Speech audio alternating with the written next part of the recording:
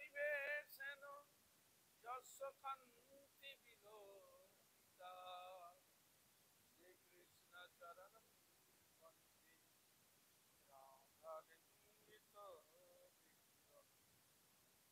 মহাভাব স্বরূপীর্থম কৃষ্ণ প্রিয়া হরিয়সী প্রেম ভক্তি প্রদে দেবী রাধি কীর্তন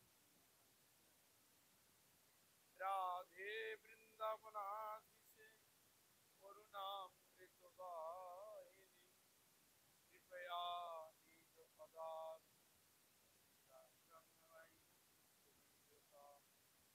ভক্তা বিহীনায় অপরাধ লক্ষ্মী ক্ষিপ্তাশ্চ কমাদি তরঙ্গ মধ্যে কৃপাময়ী ত্বাং শরণং প্রপন্নামি নমস্তে চরণারবিন্দম নারায়ণং নমস্কৃত্য নরং চৈব নরোত্তমং দেবীং সরস্বতীং ব্যাসং ততো জয়মুদীরয়ে তমাদিদেবং করুণানিধানম তমালবর্ণম স্ফটিকাবতারম অপার সংসার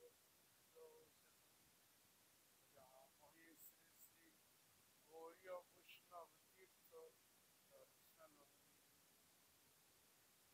হরে কৃষ্ণ কৃষ্ণ কৃষ্ণ হরে হরে হরে রাম রাম রাম হরে হরে।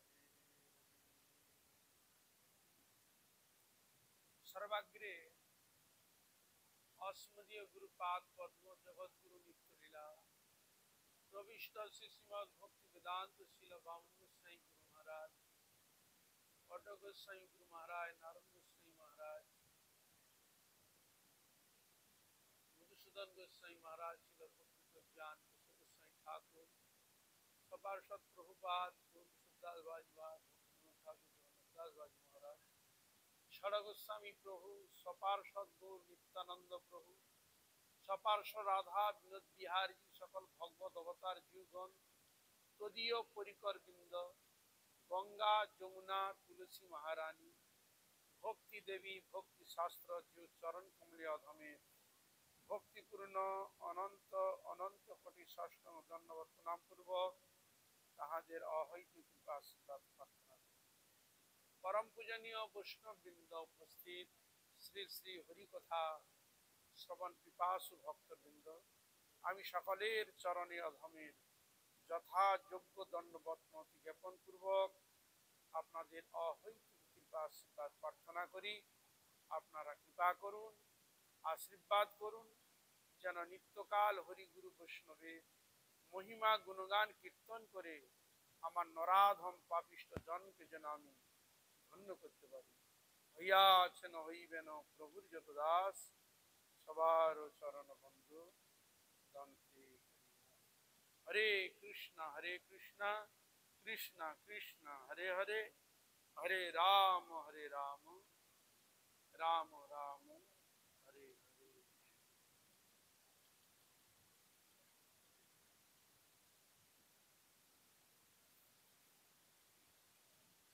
আমরা শ্রী শ্রী গৌড়ীয় বৈষ্ণব তীর্থ দর্শন নামক গ্রন্থকে আমার শ্রবণ করছি। আমাদের গৌড়ীয় মণ্ডলে মহাপ্রভুর যেসব পরিকরগণ রয়েছেন সেসব গুলো এই গ্রন্থের মধ্যে প্রকাশিত। তাই এইসব গ্রন্থ আমরা আলোচনা করছি।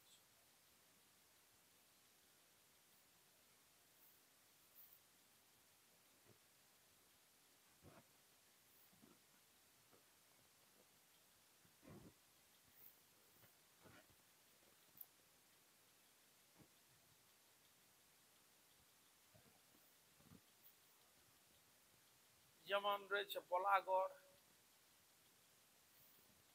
কোথাও আবার এইসব মানে গাড়িতে করে দর্শন গেলে তাও হয় না, সাইকেল বা মোটর সাইকেলে গেলে গ্রামে গঞ্জে নিদার উত্তরে ঘুরে মহাপ্রভুর পরিকরগণের নরোত্তম ঠাকুরের পরিকর, সিংহ ভরদ্বাজাচার্যের পরিকর, সমানন্দের পরিকর, আমাদের গোস্বামীগণের পরিকর, কোথায় কি আছে তো আমরা জানি না।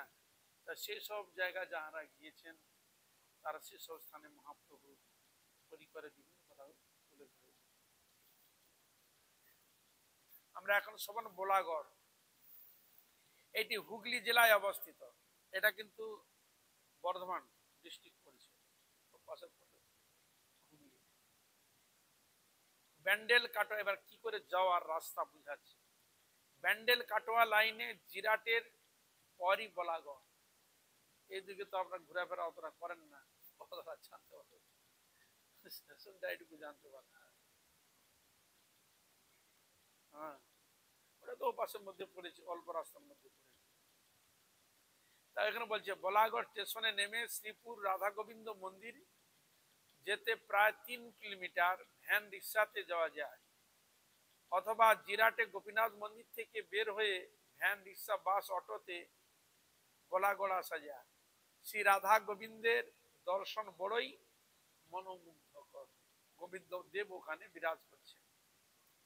এখানে গঙ্গা মাতা ঠাকুরানীর অন্নবায় আচার্য সন্তানদের বাস বলে বর্তমানে কিছু পাওয়া যায় না।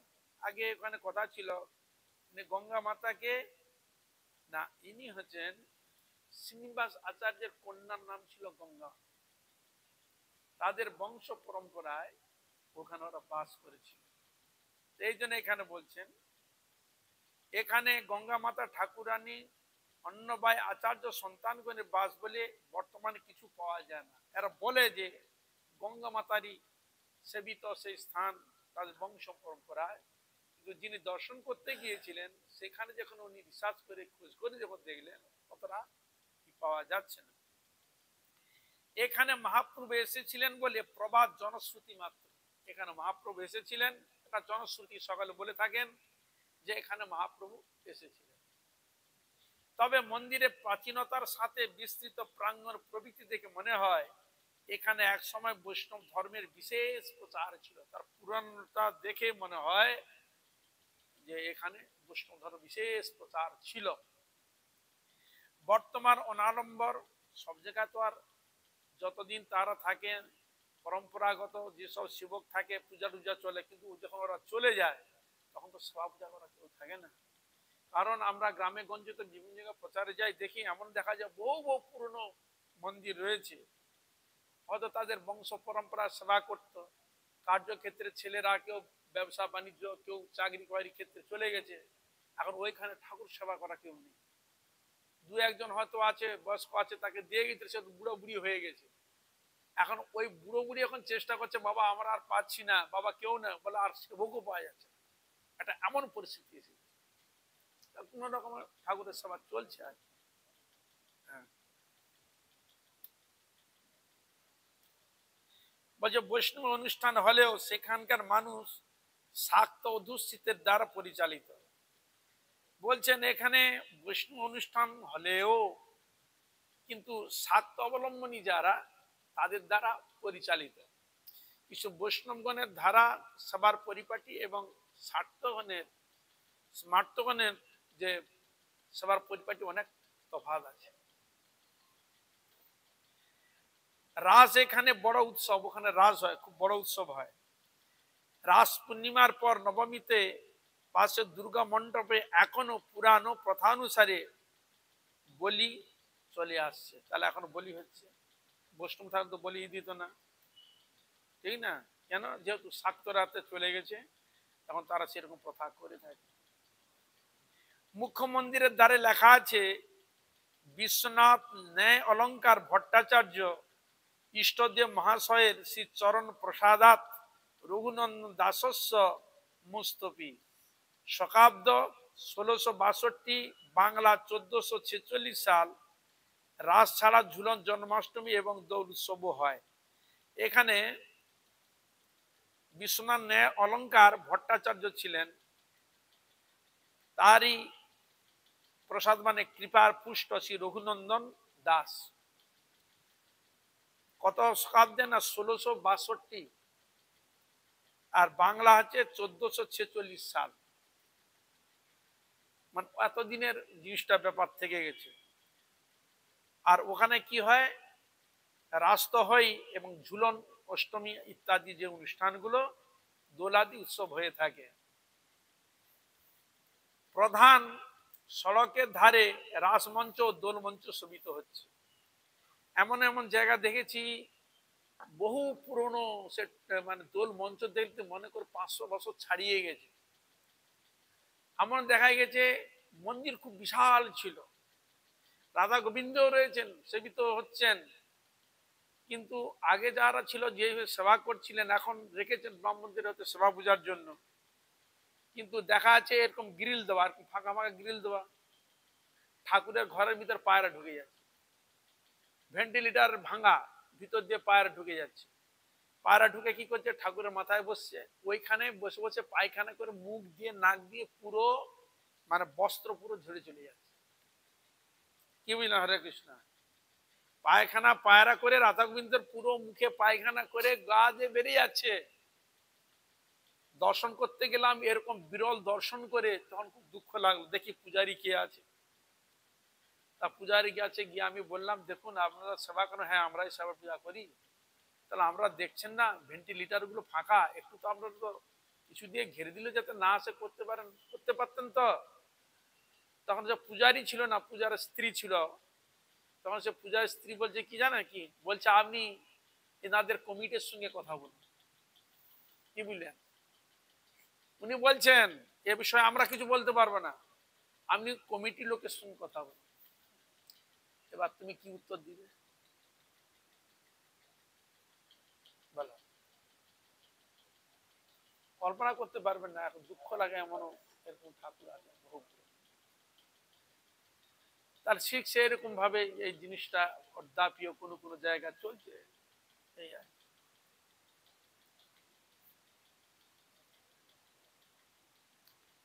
দোলমঞ্চ। আচ্ছা, এখানে এসব ব্যাপারে লেখা রয়েছে দোলাদি উৎসবাদি হয়ে থাকে। পুরনো গোবিন্দ মন্দির মহাপ্রভু এসেছিলেন এবং গঙ্গা মাতা তার পরিবারের সব নিয়ে সেবা পূজা করছিলেন, এরকম সে স্থান জিনিসটা বক্তব্য পেশ করছে। এবার আমরা শ্রবণ করব গুপ্তিপাড়া, হুগলি জেলায় অবস্থিত। ব্যান্ডেল কাটোয়া লাইনে গুপ্তিপাড়া স্টেশনে নেমে 3 কিলোমিটার পূর্বে ও কিঞ্চিত উত্তরে বৃন্দাবন চন্দ্রের শ্রী মন্দিরে আসা যায়। ঠাকুরের নাম হচ্ছে বৃন্দাবন চন্দ্র। গুপ্তিপাড়া স্টেশন থেকে 3 কিলোমিটার পূর্বে কিঞ্চিত উত্তরে বৃন্দাবন চন্দ্রের মন্দিরে আসা যায়। ঠাকুরের নাম হচ্ছে বৃন্দাবন চন্দ্র। সত্যানন্দ সরস্বতী বৃন্দাবন চন্দ্রের সেবা স্থাপন করেন। সত্যানন্দ বলে একজন ভক্ত, তিনি এই রাধা বৃন্দাবন চন্দ্রের সেবা প্রতিষ্ঠা করেন।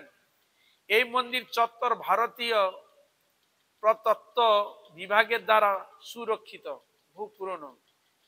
বোর্ড দেওয়া আছে বৃহৎ আয়তন 4টি মন্দিরের আয়তন, এত বড় 4টা মন্দিরের আয়তন একটা মন্দির, এবং লোকোত্তরীয় শিল্পকলা দেখবার মতো। শিল্পকলা খুব সুন্দর। 1700 থেকে 1800 শতকের পোড়ামাটির নির্মাণে জনমুগ্ধকর। পোড়ামাটির যে তখন এরকম ছিল, এখনো দেখতে পাবেন যদি বাঁকুড়া যান, পোড়ামাটির এইসব মন্দিরই দেখা যায়। সে রাধা কৃষ্ণচন্দ্র, রাধা বৃন্দাবন চন্দ্র, যে যে ঠাকুর আছে নাম বলছেন, কে কে আছে? রাধা বৃন্দাবন চন্দ্র, রাধা কৃষ্ণচন্দ্র, জগন্নাথ বলদেব সুভদ্রা, রাম সীতা, গৌর নিতাই, ভিন্ন ভিন্ন মন্দিরের শোভিত এক একটা প্রকোষ্ঠে এরকম ঠাকুর রয়েছে। জগন্নাথের স্নানযাত্রা এখানে বিশেষ উৎসব। স্নানযাত্রায় বহির প্রাচীরের বাইরে অগণিত দর্শনার্থীর অবস্থানের আয়োজনে বিস্তৃত অঙ্গন, বিশাল বহু লোক সেখানে আসার মতো ব্যবস্থা আছে। সুউচ্চ স্নানবেদী ও বিশাল আকৃতি রথ। এখানে রথযাত্রা বহু শ্রুত ও বহু বিখ্যাত।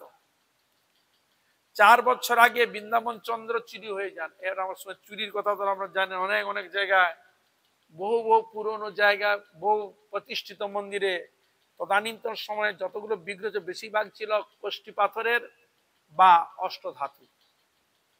বহু মূল্য, এরকম চুরি হয়ে গেছে অনেক ঠাকুর। এই জন্য বলছেন 4 বছর আগে বৃন্দাবন চন্দ্র চুরি হয়ে যায়, তাহলে বৃন্দাবন চন্দ্র ছিল, এখন চুরি হয়ে গেছে। সে স্থানে এখন প্রতিমূর্তি পূজিত হচ্ছে। কোথায় গেল, এক জায়গায় গিয়েছিলাম, বহু পুরনো মন্দির, সেখানে শালগ্রাম কি জনার্দন না কি নামে, আমরা দুজন দেখতে গেলাম, গিয়ে মন্দিরে প্রবেশ করে দেখছি মূল মন্দিরের গেট খোলা আছে, গেট খোলা আছে, কিন্তু ভিতর গিয়ে দেখছি যে মন্দির যে মূল যে গম্বুজ যে ঠাকুর বিরাজ করছে সেখানে সবসময় তালা। প্রশ্ন করা হলো তারা কেন, না বলে এখানে লোকের অতটা যাতায়াত নাই, তো কে কখন চুরি করে, ওই ঠাকুর বলছে আগে যে ঠাকুর ছিল ঠাকুর চুরি হয়ে গেছে। এখন কোন বাড়িতে পুরনো বহুদিন সেবিত হয়েছিলেন সেই ঠাকুর এখন এখানে আছে, তা এই জন্য ওই পূজারি আসে, ওই পূজা করলো, ভোগ দিয়ে ওই তালা দিয়ে চলে গেল, আর ঠাকুর আর সারাদিন তুমি পুজো দেখতে পাবে না। তোমার বুঝতে পেরেছেন কি অবস্থা।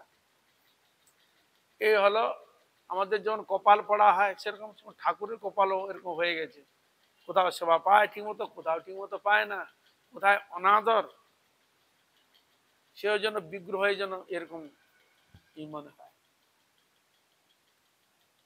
মন্দিরের প্রচুর তর সম্পত্তি, তোমরা চললে আবার আসবে কিন্তু, হ্যাঁ করতে আসবে। এখন চুচুড়া জেলা সদরের জেলা শাসকের অধীনে, ওইটা ওইটা এখন চুচুড়া জেলা সদরের জেলা শাসকের অধীনে, মানে সরকারি আন্ডারে চলে গেছে। সেবা চাতুরতা চোখে পড়ে না, সেবাটা তো দেখতে পাবেন। গুপ্তিপাড়া স্টেশন থেকে ভ্যান রিক্সা করে সোজা মন্দিরে আসা যায়। কি হলো, কি হলো, ওদিকে প্রসাদ দিয়েছে, প্রসাদ এ প্রসাদ দিয়েছে, বসুন বসুন। অটো বাসে রথতলা বাজারে নেমে হেঁটে আসতে হবে। এগুলা বৈশাখের সমারোহের সাথে গোষ্ঠলীলার আয়োজন হয়ে থাকে, ওখানে গোষ্ঠলীলা, বুঝলেন, কিছু কিছু জায়গায় গোষ্ঠলীলা, কোথাও রাসলীলা, কোথাও লীলা কীর্তন, কোথাও 24 প্রহর কীর্তন, কোথাও সাংস্কৃতিক অনুষ্ঠান, অনেক কিছু হয়ে থাকে। আজও বহু ভক্ত ভ্রমণ রসিক পর্যটক এই স্থান দর্শনে কৃতকৃতার্থ, এখনো যায়, পুরনো তো, যারা জানেন তারা যায় ওখানে। জৈনের সজ্জন ব্রাহ্মণ প্রতিদিনের মতো অনতি দূরে গঙ্গায় স্নান করতে গেলে হস্তদ্বয় উত্তোলিত ভাসমান এক দারু বিগ্রহকে দেখতে পান, বুঝলেন। অনতি দূরে গঙ্গায় স্নান করতে গেলে হস্তদ্বয় উত্তোলিত, মানে স্নান করতে গেছে তো উপর দিকে হাত উঠে আছে এরকম, হ্যাঁ, ভাসমান এক দারু বিগ্রহকে দেখতে পান, ভাসমান এক দারু বিগ্রহকে দেখতে পান, উপর দিকে হাত তোলা, এরকম হাত অনেক সময় ভেসে থাকে, দেখবে। আমরা এরকম অনেক সময় কি করতাম, একটা ভাসমান মানে ভাসায় মানে কাঠিতে একটু ওজন দিয়ে দিতাম, দিয়ে ফেলে দিলে দেখবে উপর দিয়ে এরকম ভেসে আছে, বিষটা ডুবছে না, উপর দিকে পুরো ভেসে থাকে। তাই বিগ্রহ দারু বিগ্রহ তো, হ্যাঁ, স্নান করতে গিয়ে দেখে উপর দিকে হাত তুলে আছে, দেখতে পান। বিলম্ব না করে বিগ্রহকে তুলে ঘরে এনে ভক্তি ভরে পূজা করতে থাকেন। বিগ্রহকে নিয়ে আসে, স্নান করতে গিয়ে বিগ্রহ দেখতে পায়, বিগ্রহকে নিয়ে এসে ঘরে পূজা স্থাপন করেন। কিছুদিন গত হলে হলে ঠাকুর স্বপ্নাদেশে বলেন, ওই ঠাকুর স্বপ্নাদেশ, কিছুদিন সেবা পূজা গত হলে পর তখন স্বপ্নে বলছে, আমি সন্ন্যাসীর ঠাকুর। কার ঠাকুর? সন্ন্যাসীর ঠাকুর। সন্ন্যাসীর কাছে রেখে যায়, বলছে আমি সন্ন্যাসীর ঠাকুর, আমাকে সন্ন্যাসীর কাছে রেখে আয়। ও যে নিয়ে এসেছিল, নিয়ে এসে পূজা করছিল, তাকে বলছেন, কি বুঝলেন, ঠাকুর যে নেই বলে স্বপ্ন বলছে আমি সন্ন্যাসীর ঠাকুর, আমাকে সন্ন্যাসীর কাছে রেখে আয়। স্বপ্নে প্রত্যাদেশ শুনে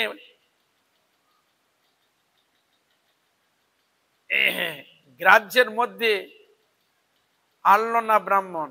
শুনেছে, অত ঠিক বুঝতে পারেনি, শুনেছে ঠিক অতটা উপলব্ধি করতে পারেনি, হয়তো কার্য করেনি, আর কি এরকম অনেক দেখি, এরকম অনেক,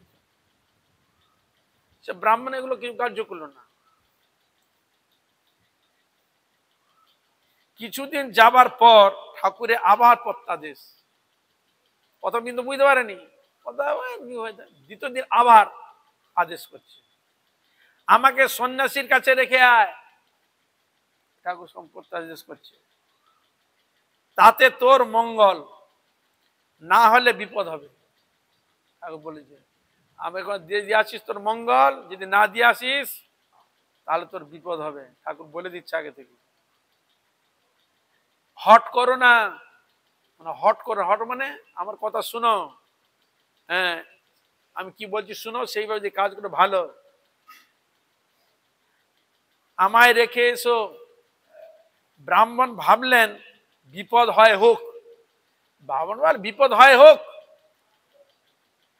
আর এই যখন স্বপ্ন দিয়ে দিচ্ছে তাহলে তো সাধারণ ঠাকুর নয়, কি যথার্থ এসেছে। ওই তখন ভাবলো বিপদ হয় হোক,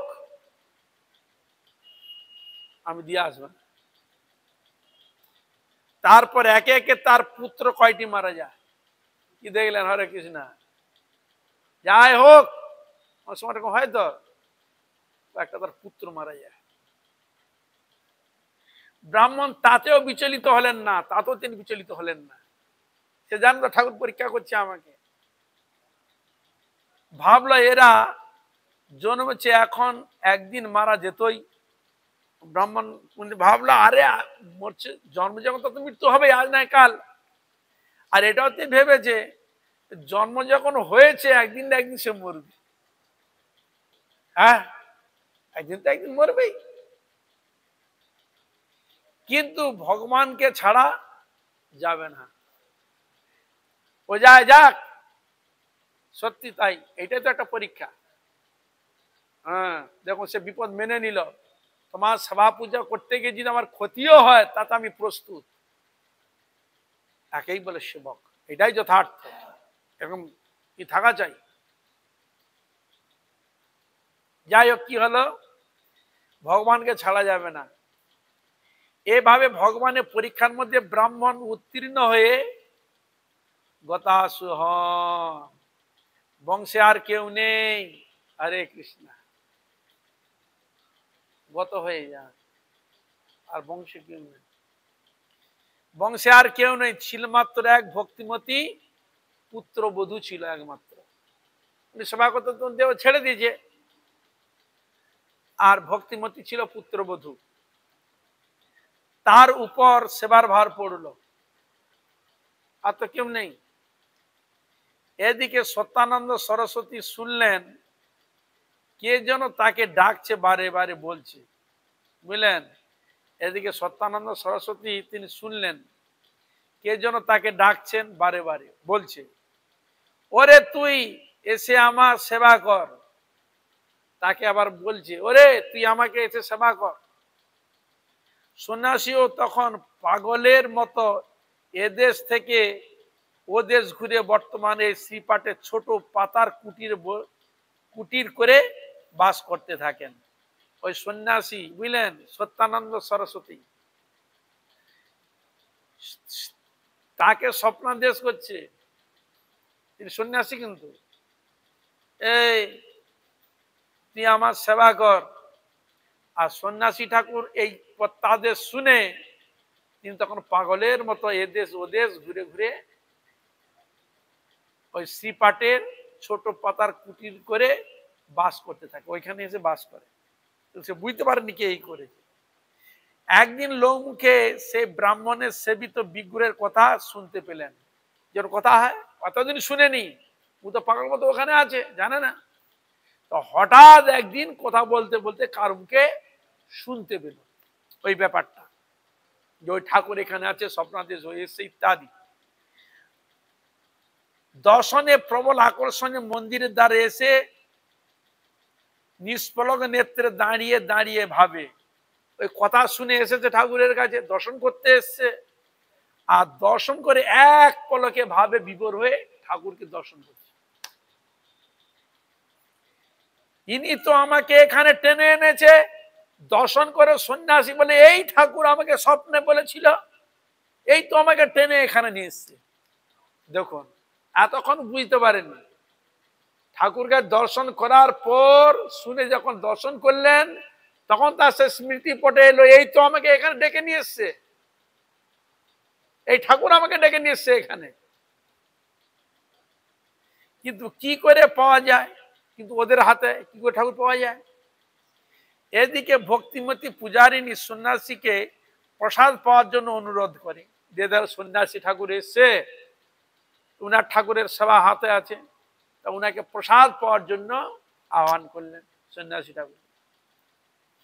তিনি বলেন প্রসাদ পাবো কিন্তু দক্ষিণা দিতে হবে। দেখুন সন্ন্যাসী ঠাকুর তখন বলছে হ্যাঁ প্রসাদ তো পাবো, দক্ষিণা দিতে হবে, এবং যা চাইবো তাই দিতে হবে। দেখুন সন্ন্যাসী বললেন যা চাইবো তাই দিতে হবে, তবে প্রসাদ পাবো, নাহলে কিন্তু পাবো না। সে সেবিকা ভাবলো সন্ন্যাসী দুয়ার থেকে চলে যাবে অভুক্ত হয়ে, এরকম যখন বললো সন্ন্যাসী অভুক্ত হয়ে চলে যাবে, চিন্তা করে বলল হ্যাঁ তাই হবে। উনি যেটা সেটা আমি না ই করি তাহলে অভুক্ত হয়ে চলে যাবে, তাহলে আমার আরো মঙ্গল হবে।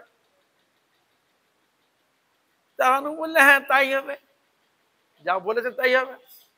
সন্ন্যাসী প্রসাদ পেয়ে দক্ষিণা স্বরূপ বৃন্দাবন চন্দ্রকে চেয়ে বসেন। দেখো হরে কৃষ্ণা, হ্যাঁ প্রসাদ পেয়ে চেয়ে বসেন। এরকম ঘটনা হয়েছিল নিত্যানন্দ প্রভুর হারাই পণ্ডিতের ক্ষেত্রেও তাই। সন্ন্যাসী এসেছে, এবার আমার একটা কথা কি, আর তোমার ছেলেকে আমাকে দিতে হবে, কথা দাও, এবং সে ফেসে গেছে।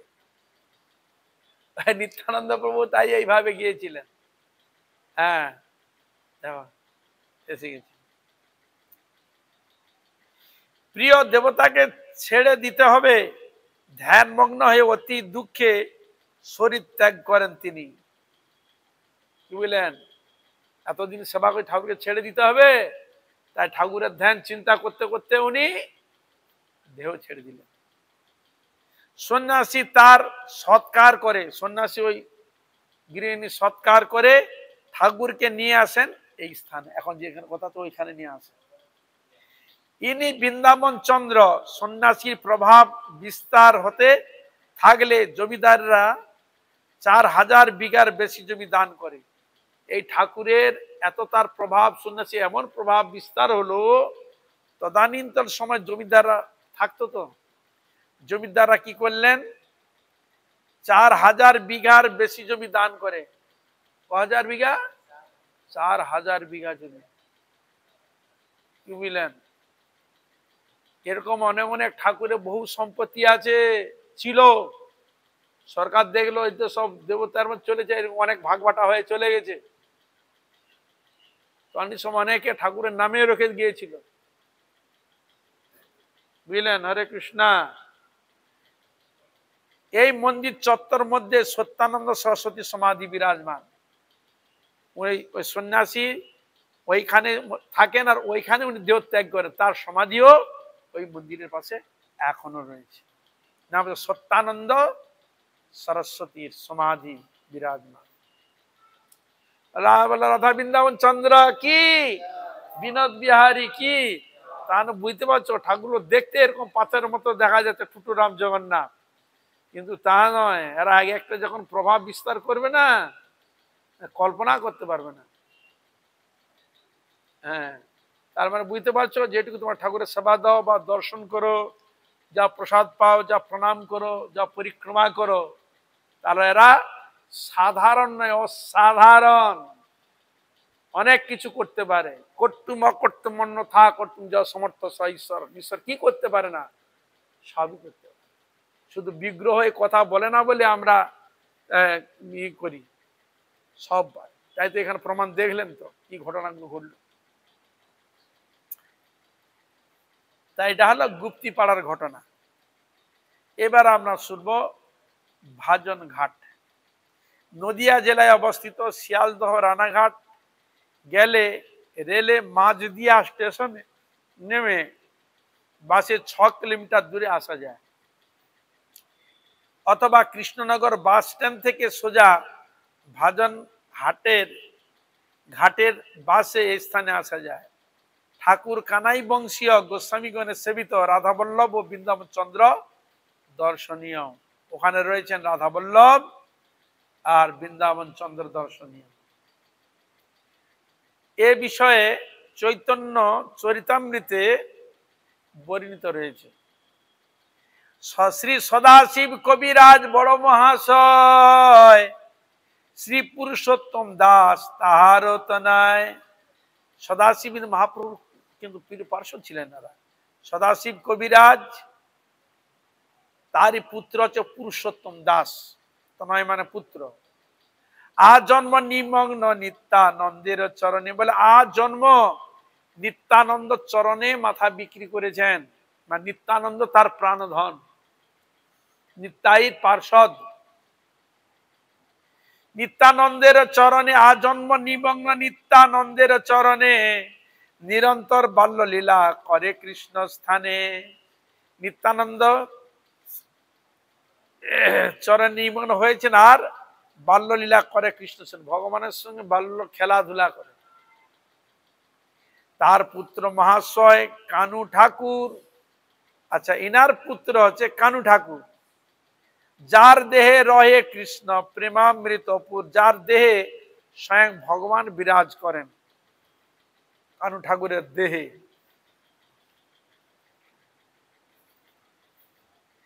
কানু ঠাকুরের 5 পুত্র, তাহলে প্রভাবশালী ইনি পরিকর। তার 5 পুত্র রামভদ্র, শচীনন্দন, যাদবেন্দ্র, বংশীবদন আর মদন মোহন, এই হলো 5 জন তার পুত্র। শ্রীপাঠ বোধখানায় বসবাসের স্থানাভাবে কয়েকজন গোস্বামী সন্তান সেবিত বিগ্রহ রাধা বৃন্দাবন চন্দ্র ও মদন গোপাল প্রভৃতিকে নিয়ে স্থায়ী বসবাসের জন্য নবদ্বীপে রওনা হন। স্থায়ী বসবাস করার জন্য ঠাকুরকে নিয়ে নবদ্বীপের দিকে রওনা হন। পথিমধ্যে কৃষ্ণগঞ্জের জমিদারের একান্ত অনুরোধেই ইচ্ছামতি নদীর তীরে, বুঝলেন, পথিমধ্যে নিয়ে যখন গেলেন তখন জমিদার তখন সব ছিল, তো বেশিরভাগ জমিদার ছিল। তার জমিদার তাদের অনুরোধ করলেন, তখন কি করলেন না, ইচ্ছামতি নদীর তীরে নদিয়া জেলায় ভাজনহাট গ্রামে বসতি স্থাপন করেন। ওনাদের ইচ্ছা, ওই জমিদারগণের ইচ্ছায়। অনেক সময় আরে আমার এই এলাকায় আছো, তোমরা ঠাকুর নিয়ে যাচ্ছ, ঠাকুর আমার হাতেই থাক, আমার এখানেই থাক, ঠাকুর এখানে তুমি সব যা করো, তোমার যা জমি জায়গা যা লাগে তা সব দেবো, তোমরা সবাই এলাকা। এরকম ছিল তো, তাই ওখানে এসে ভাজনঘাট গ্রামে এসে ওখানে বসতি স্থাপন করে। ভক্ত গোস্বামী পরিবারের তথা ভজনশীল জনের বাসস্থান বলে স্থানটি ভজনঘাট নামে পরিচিত। ভজনঘাট নাম হলো কেন, ওইখানে যারা ছিলেন ভগবান শ্রী গোবিন্দের ভজন করতেন, ভজনীয় ব্যক্তি থাকতেন, সেদিন থেকে নাম হলো ভজনঘাট নামে পরিচিত। বুঝলেন? হরে কৃষ্ণ।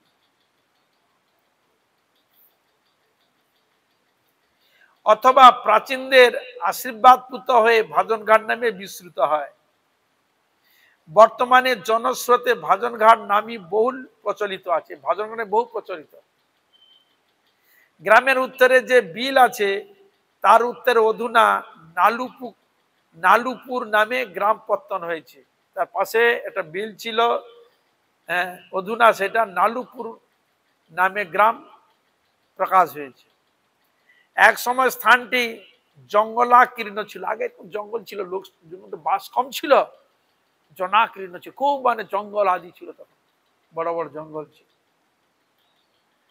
সেই জঙ্গলের মধ্যে জৈনিক সন্ন্যাসী এই রাধা বল্লভের সেবা করতেন। ওই জঙ্গলে এক সন্ন্যাসী এই রাধা বল্লভের সেবা করতেন। এই সন্ন্যাসী ও বিগ্রহের কোনো ইতিবৃত্ত পাওয়া যায় না। এই সন্ন্যাসীর কথা, এই বিগ্রহের কোনো ইতিবৃত্ত কথা পাওয়া যায় না। আসন্ন মৃত্যুকাল জেনে তিনি বিগ্রহকে বিলের জলে বিসর্জন দিয়ে ইহলোক ত্যাগ করেন। বুঝলে? হরে কৃষ্ণা। বয়স হয়েছে, ঠাকুরের সেবা কে করবে? তাই ঠাকুরকে জলে বিসর্জন দিলেন আর তিনি দেহ রেখে দিলেন। জলমধ্যে বিগ্রহ উত্তর পাড় থেকে দক্ষিণ পাড়ে এসে যান, উত্তর পাড়ে রাখে আর ঠাকুর এসে যায় দক্ষিণ পাড়ে। নিকটে হরি আউল নামে জৈনক ব্যক্তি জলের ভিতর থেকে বিগ্রহ পেয়ে সেবা কার্যে রত হন। তা একজন জৈনিক একজন ব্যক্তি ওই ঠাকুরকে পেলেন, বিগ্রহকে পেয়ে তখন তার সেবা কার্যে ব্রতী হন। তার অবস্থা ভালো ছিল না, তিনি গরিব। অনেক সময় দেখা যায় ঠাকুর নিয়ে গেলে তো হবে না, তাকে তো সেবা পূজা করতে হবে, কিন্তু তার তো সেবা করার সেরকম অর্থ সামগ্রী সেরকম ছিল না, গরিব। এই জন্য অবস্থা ভালো ছিল না বলে সেবাতে অনেক ত্রুটি থেকে যেত। সত্যি যে বুঝতে পারে যে আমি সেবা করছি, আমার ত্রুটি হচ্ছে বা এটু হচ্ছে, এটা জানতে পারলে খুব ভালো, সংশোধন হওয়া যায়। কিন্তু ত্রুটি হয়ে যদি ঠিক হচ্ছে এটা যদি মনে করে, এটা কিন্তু খারাপ। স্বয়ং রাধা বললেন তখন ঠাকুর কানাই এর বংশভূত শ্রী নন্দরাম গোস্বামীকে প্রত্যাদেশ দেন। তখন ওই রাজাবল্লভ ঠাকুর এর এই সেবার অবস্থা দেখে তখন ঠাকুর কানাইয়ের তার বংশভূত, তার বংশের লোক, নাম হচ্ছে নন্দরাম গোস্বামী, তাকে আদেশ দেন যে তাকে যেন এই স্থান থেকে নিয়ে গিয়ে ভালোভাবে সেবা করে। ওই ঠাকুর তাকেই বলছে, সে যেন আমাকে এইখান থেকে নিয়ে যায়, নিয়ে আমাকে যেন ভালোভাবে সেবা করে। গোসাইজি প্রতাপী লোক ছিলেন, খুব প্রভাবশালী লোক ছিলেন উনি। হরি আউলের অসম্মতি সত্ত্বেও বিগ্রহ এনে সুচারু সেবা ব্যবস্থা করেন। কিন্তু যে ঠাকুর নিয়েছিল, যে পেয়েছিল, সে কি সহজে দিতে চায়? দিতে চায় না। তথাপি তাকে বুঝালেন, দেখো তুমি একজন গরিব, তুমি খেতে পাচ্ছ না, ঠাকুরের সেবা করার একটা ব্যাপার, সবসময় তার দেখভাল করতে হয়, তাতে তো তোমারও ক্ষতি। বিভিন্ন তাকে কথা বলি, যাতে ঠাকুর ভাবলে সেবা, তার কাছ থেকে নিয়ে এসে সেবা স্থাপন করেন।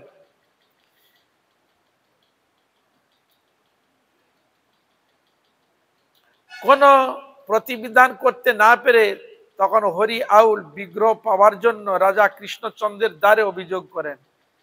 বুঝলেন, এ যখন নিয়ে যাওয়ার যখন ব্যবস্থা করলেন, এই তখন খেতে না পেলেও উনি ঠাকুর সেবা ছাড়তে রাজি নয়, ঠাকুরকে ছাড়বে না। তখন অন্য রাজ্যের রাজা, আপনার নাম শুনেছেন, রাজা কৃষ্ণচন্দ্রের দ্বারা অভিযোগ করেন। যার রাজ্যে ছিল গোপাল ভাঁড়, খুব নাম প্রসিদ্ধ, নাম শুনেছেন তো?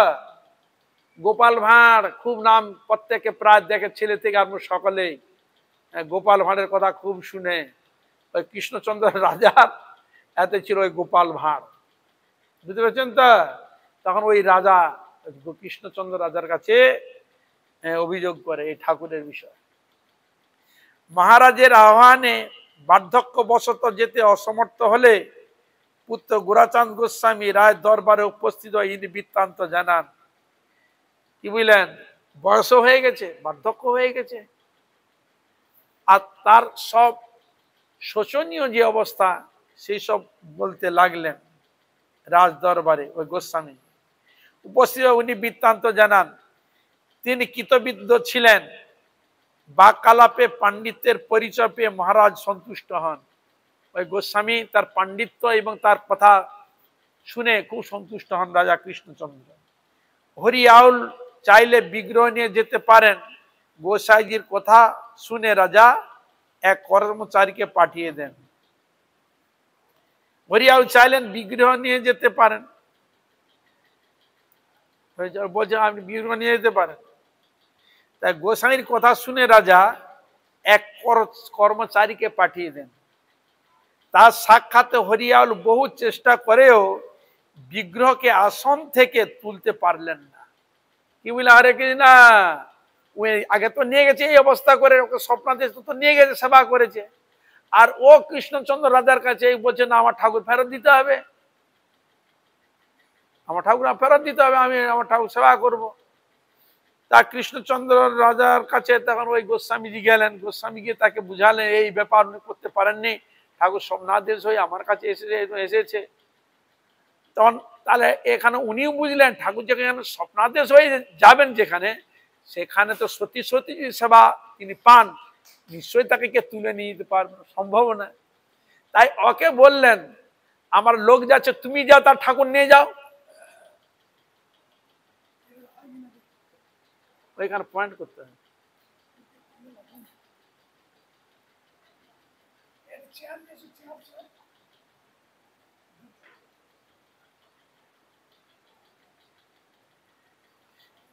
কিন্তু নন্দরাম গোস্বামী বার্ধক্যবশত বিশেষ দুর্বল থাকা সত্ত্বেও অনায়াসে ঠাকুরকে আসন থেকে উঠালেন।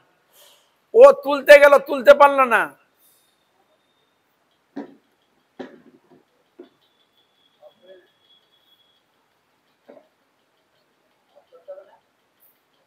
গোসাই বয়স হয়ে গেছে, তো উনি অনায়াসে ঠাকুরকে তুলে বলল। রাজার কর্মচারী গিয়েছিল, সে দেখছে এগুলো। রাধা বল্লভ মন্দিরেই থাকবেন স্থির হলো। বুঝলেন, এখানে পরীক্ষা হলো তার, তুমি যে ঠাকুরের সেবা করছো, ঠাকুর যদি তোমার সেবা নিতে যায় নিশ্চয় তুমি নিয়ে যেতে পারবে। কিন্তু যখন তুলতে গেল, ঠাকুর উঠলই না, নাড়াতেই তাকে পারলো না। কিন্তু এই যে গোস্বামী বয়স হয়ে গেছে, তিনি অনায়াসে ঠাকুরকে তুলে বলেছে। দেখছো রাজার লোক পাঠিয়েছিল তো, তার মানে ঠাকুর কি বলতে চায়, উনার কাছেই সেবিত হতে চায়। এই জন্য বলছেন রাধা বল্লভ মন্দিরে থাকবেন স্থির হলো, মন্দিরেই থাকবে। এ অদ্ভুত ঘটনার পর হরিআউল কাঁদতে কাঁদতে ঘরে ফিরে যায়।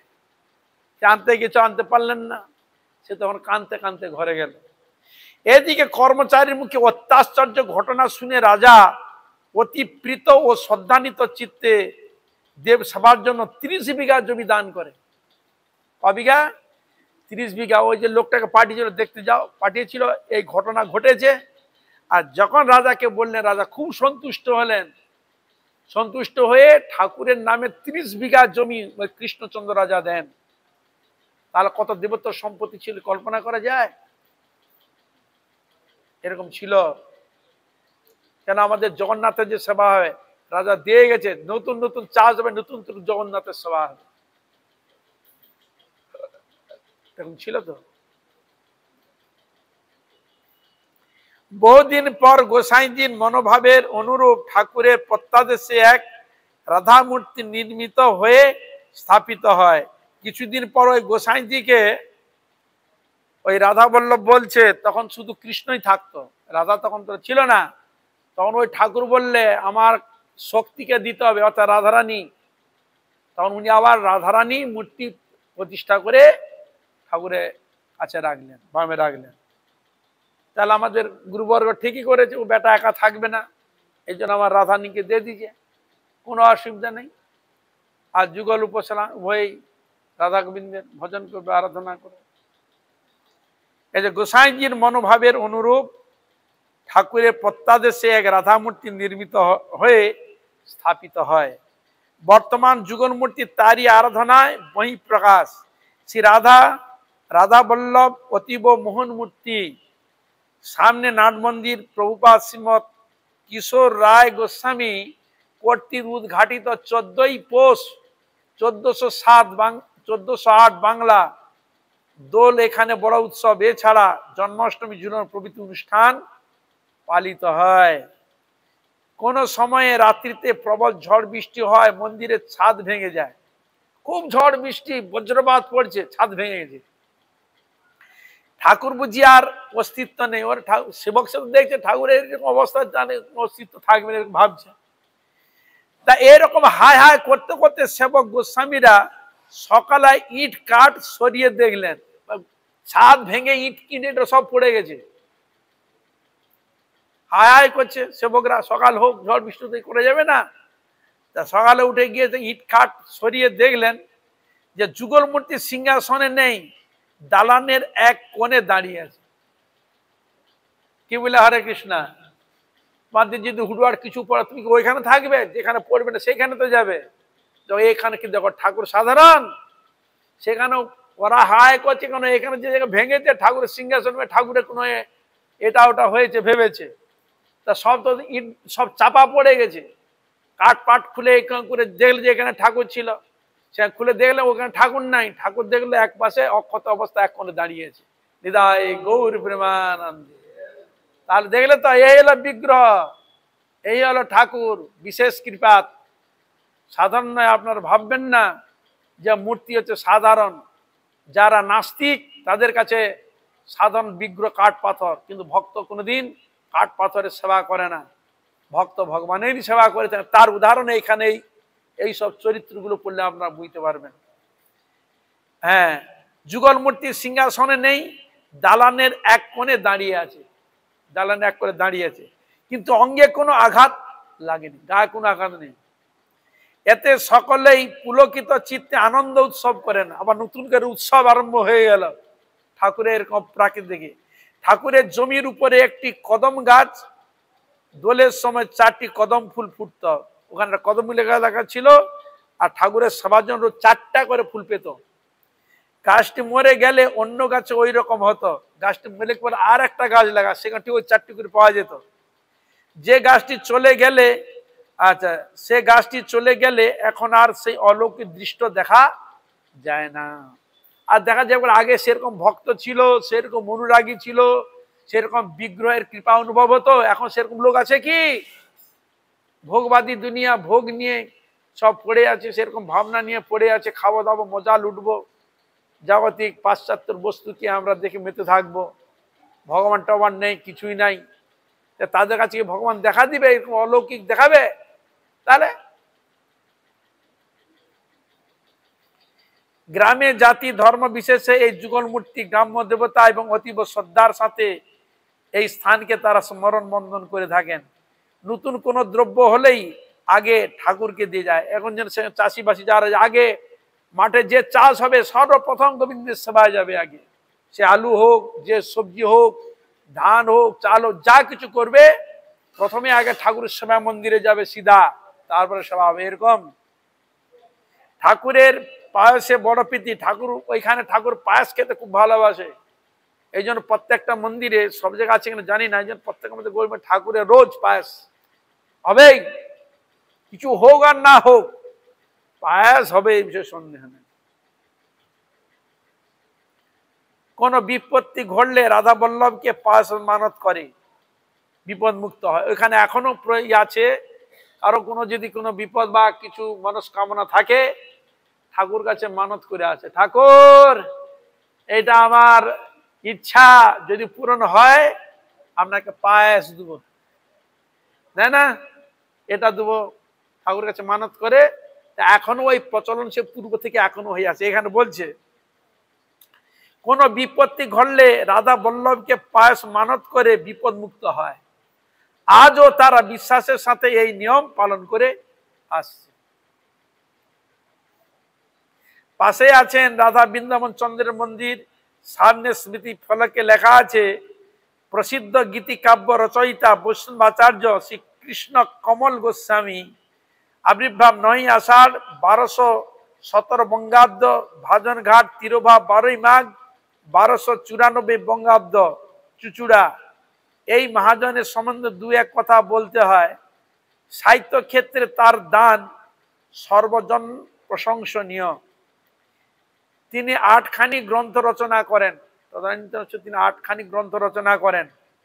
নন্দহরণ, স্বপ্নবিলাস, দিব্য উন্মাদ, বিচিত্র বিলাস, ভরত মিলন, গন্ধর্ব মিলন, কালীয় দমন, নিমাই সন্ন্যাস। কি বললেন? হরে কৃষ্ণ। এইসব গ্রন্থগুলো উনি প্রণয়ন করেছেন, প্রকাশ করেছেন, 8খানা গ্রন্থ।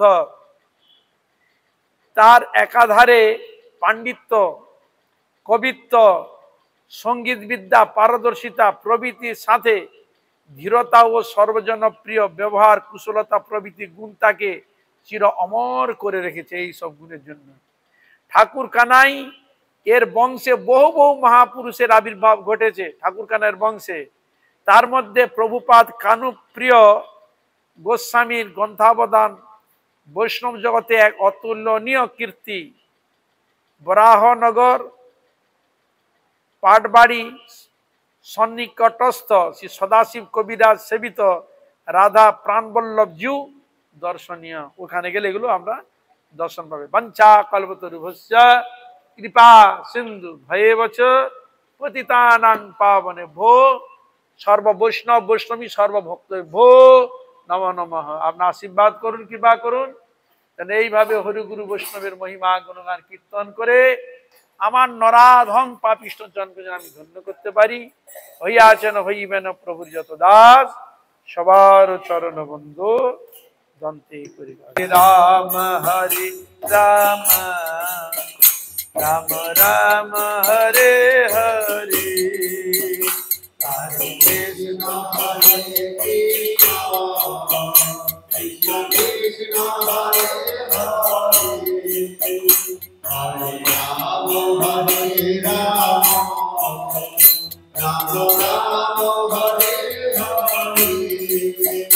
হরে কৃষ্ণ হরে কৃষ্ণ, কৃষ্ণ কৃষ্ণ হরে হরে, হরে রাম হরে রাম, রাম রাম হরে হরে, হরে কৃষ্ণ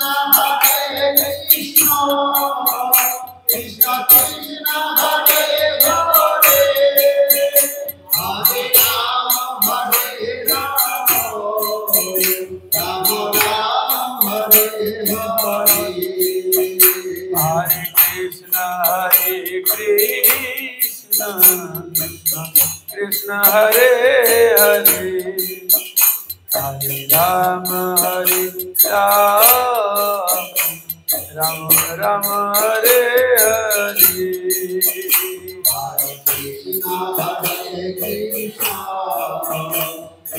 কৃষ্ণ হরে হরে, হরে রাম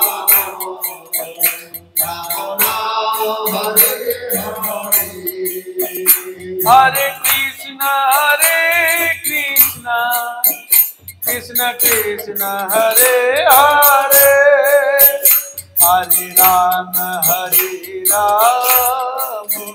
রাম রাম হরে হরে, হরে কৃষ্ণ কৃষ্ণ, কৃষ্ণ কৃষ্ণ হরে হরে, হরে রাম রাম, রাম রাম হরে হরে, হরি बोल हरि बोल हरि हरि हरि बोल, हरि बोल हरि बोल हरि हरि हरि बोल,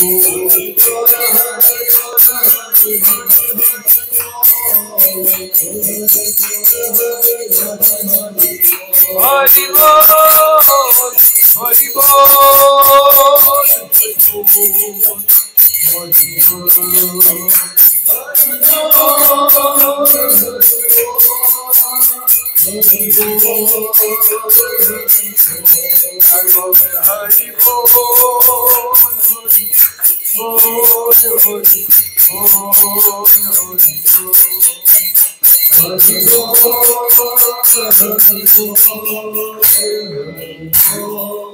बोल।